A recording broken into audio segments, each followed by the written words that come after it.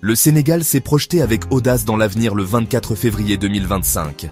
Le président Bassirou Diomaye Faye, un leader connu pour sa vision progressiste, a pris la parole au Centre international de conférences Abdou Diouf de Diamniadio. Il ne s'agissait pas d'un discours ordinaire, c'était le dévoilement d'un plan.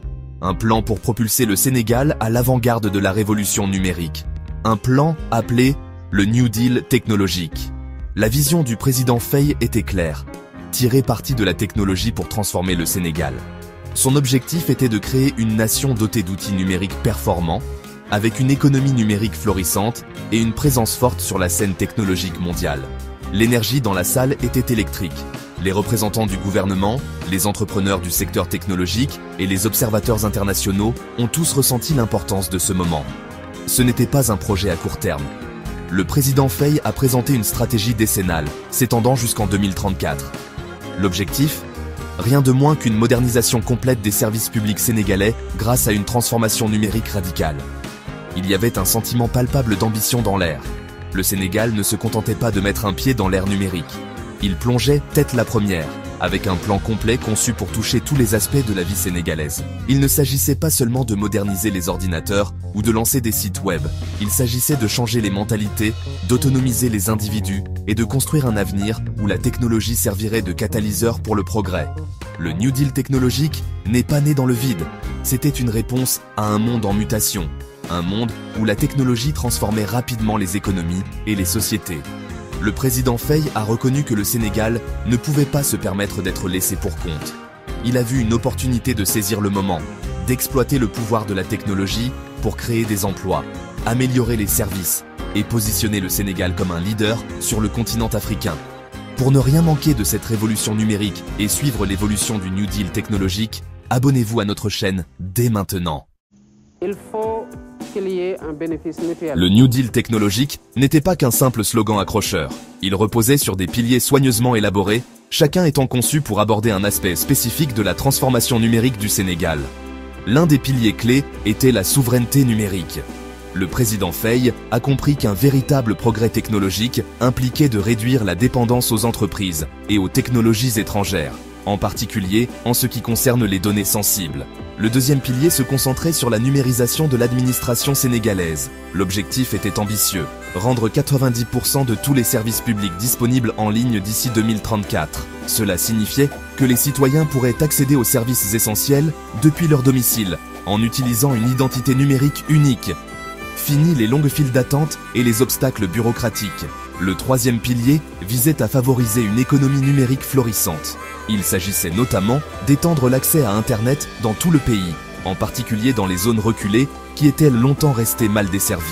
Le gouvernement s'est également engagé à soutenir les jeunes entreprises numériques dans des secteurs clés comme la santé, l'agriculture et l'éducation. Reconnaissant qu'un avenir numérique nécessitait une main-d'œuvre qualifiée, le quatrième pilier était axé sur la formation et l'investissement. Le plan prévoyait d'attirer des investissements étrangers pour construire des centres de formation ultra-modernes et développer des programmes de haute qualité qui doteraient les citoyens sénégalais des compétences nécessaires pour prospérer à l'ère numérique. Mais il ne s'agissait pas seulement d'importer des compétences et des technologies. Le cinquième pilier mettait l'accent sur le développement de solutions locales. Le gouvernement voulait s'assurer que le Sénégal ne soit pas simplement un consommateur de technologie, mais aussi un créateur. Il s'agissait d'investir dans des infrastructures locales solides et d'encourager la création de solutions technologiques locales adaptées aux besoins spécifiques du peuple sénégalais. Le dernier pilier était axé sur la promotion d'une culture de l'innovation et de l'entrepreneuriat. Le gouvernement s'est engagé à créer un environnement où les jeunes entreprises technologiques pourraient prospérer, avec un accès à des financements, à du mentorat et à un cadre réglementaire favorable. Cela permettrait non seulement de créer des emplois, mais aussi de positionner le Sénégal comme une plaque tournante de l'innovation technologique sur le continent. Pour ne rien manquer de cette révolution numérique, abonnez-vous à notre chaîne et activez la cloche de notification. Rejoignez-nous dans ce voyage vers un avenir technologique prometteur pour le Sénégal. Transformer le paysage numérique d'une nation n'est pas donné. Le président Faye a compris que la réalisation des objectifs ambitieux du New Deal technologique nécessiterait des investissements financiers importants. Le gouvernement a pris un engagement audacieux en promettant la somme impressionnante de 1,76 milliard de dollars US, soit 1105 milliards de francs CFA, pour financer l'initiative au cours de la prochaine décennie. Sur cette somme substantielle, 1,28 milliard a été alloué directement par le budget de l'État, soulignant l'engagement indéfectible du gouvernement envers le projet. Reconnaissant l'importance des partenariats publics-privés, le gouvernement a également obtenu 240 millions de dollars de financement auprès d'investisseurs privés qui partagèrent sa vision d'un Sénégal numériquement autonome. Bien que le financement initial ait été substantiel, le gouvernement a reconnu que 248 millions supplémentaires seraient nécessaires pour pleinement réaliser la vision du New Deal technologique. Pour obtenir ces fonds restants, le Sénégal prévoyait de s'engager auprès de partenaires internationaux du développement, d'institutions financières et d'investisseurs d'impact qui reconnaissaient le potentiel transformateur de l'initiative. La structure de financement du New Deal technologique a été soigneusement conçue pour garantir la transparence, la responsabilité et l'allocation efficace des ressources. Une agence dédiée serait créée pour superviser la mise en œuvre du programme, suivre les progrès et gérer le décaissement des fonds. Pour ne rien manquer de cette révolution numérique et soutenir notre mission, abonnez-vous à notre chaîne et activez les notifications.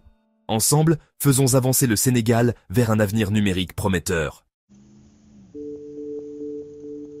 Le New Deal technologique ne visait pas seulement à moderniser la technologie, il s'agissait de moderniser l'avenir du Sénégal. L'initiative avait pour objectif ambitieux de propulser le Sénégal dans le top 3 des leaders numériques en Afrique d'ici 2034. C'était une vision audacieuse, mais qui semblait réalisable compte tenu de la nature globale du plan et de l'engagement indéfectible du gouvernement. Les experts et les observateurs, tant au Sénégal qu'à l'échelle internationale, ont reconnu le potentiel transformateur du New Deal technologique. Daouda Tandiang Djiba, cofondateur de Galsen AI, une entreprise sénégalaise leader dans le domaine de l'intelligence artificielle, a salué l'ambition de l'initiative, mais a souligné la nécessité d'un suivi méticuleux et d'un financement constant pour garantir son succès. Le professeur Olivier Sagna, une voix respectée de l'Observatoire sur les systèmes d'information, a noté que la participation directe du président Faye au lancement du New Deal technologique envoyait un message fort sur la priorité accordée par le gouvernement à l'initiative. La poussée numérique du Sénégal ne se produisait pas de manière isolée. Partout sur le continent africain, les nations prenaient en conscience du pouvoir transformateur de la technologie. La Tanzanie faisait des progrès dans l'utilisation de l'intelligence artificielle pour améliorer son secteur médiatique, tandis que l'Égypte se concentrait sur l'évaluation de sa préparation à l'IA. Le Kenya donnait la priorité au programme de développement des compétences en IA, et le Nigeria mettait en place un centre d'accès à l'information. Le Maroc nourrissait un écosystème florissant de jeunes entreprises d'IA, et l'Ouganda explorait l'utilisation de l'IA pour la traduction linguistique et la détection des maladies du bétail. L'Angola utilisait l'IA pour la sécurité biométrique des frontières. Les impacts potentiels du New Deal technologique sur l'avenir du Sénégal étaient des profonds. Une connectivité Internet accrue comblerait la fracture numérique, reliant même les communautés les plus reculées aux vastes opportunités du monde numérique.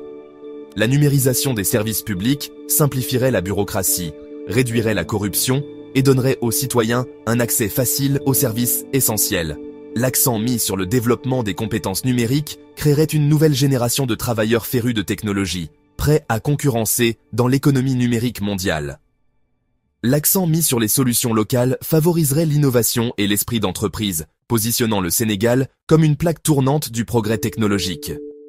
Si vous avez apprécié cette vidéo et souhaitez en savoir plus sur les initiatives technologiques au Sénégal et en Afrique, abonnez-vous à notre chaîne et activez les notifications pour ne rien manquer. Merci de votre soutien.